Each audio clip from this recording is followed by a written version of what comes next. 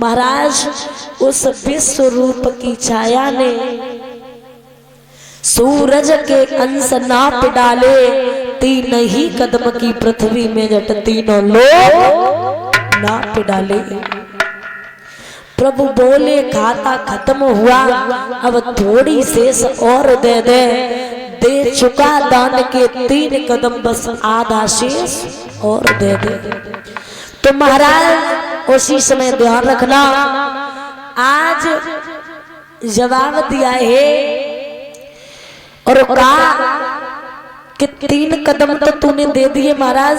3 कदम में उन्होंने नापा क्या था, एक में आकाश, एक में पाताल और एक में 10 दिशा, आधा बचा। तो जवाब दिया आधा बचाए, ये कौन देगा? बोले महाराज अब हमारी पीठ को नाप लियो। जवाब दो, तेरी पीठ को नापने से पूरा नहीं होगा। फिर जवाब दिया मेरी पत्नी और बची है।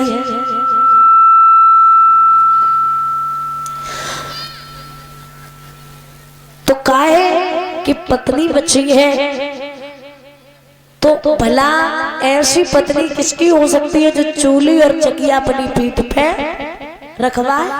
जवाब दिया नहीं। अरे तेरी पत्नी थोड़ी ना नपवाने की तैयार होगी।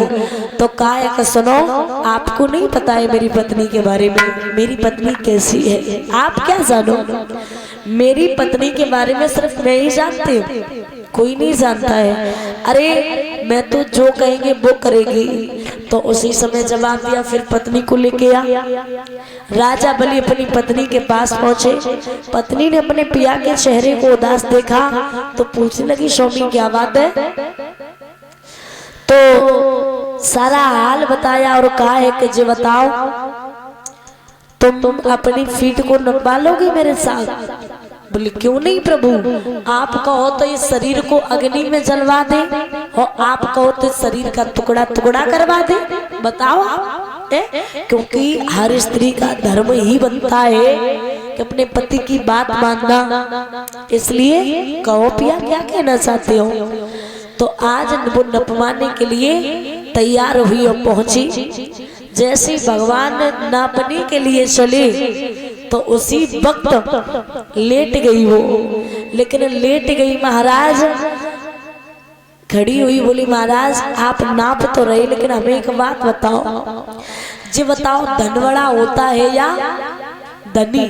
कौन बड़ा होता है भैया? कौन बड़ा होता है?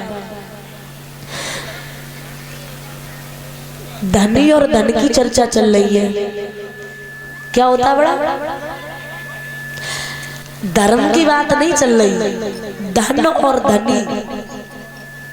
धन बड़ा होता है या धनी? धन और धनी में एक मालिक और नौकर जैसा संबंध होता है। क्योंकि याद रखना, धन से प्यारे केवल शोभा होती है, लेकिन बड़ा धनी होता है। तो जवाब दिया पत्नी ने, महाराज आप तो हमसे धन मांगने के लिए आए हो।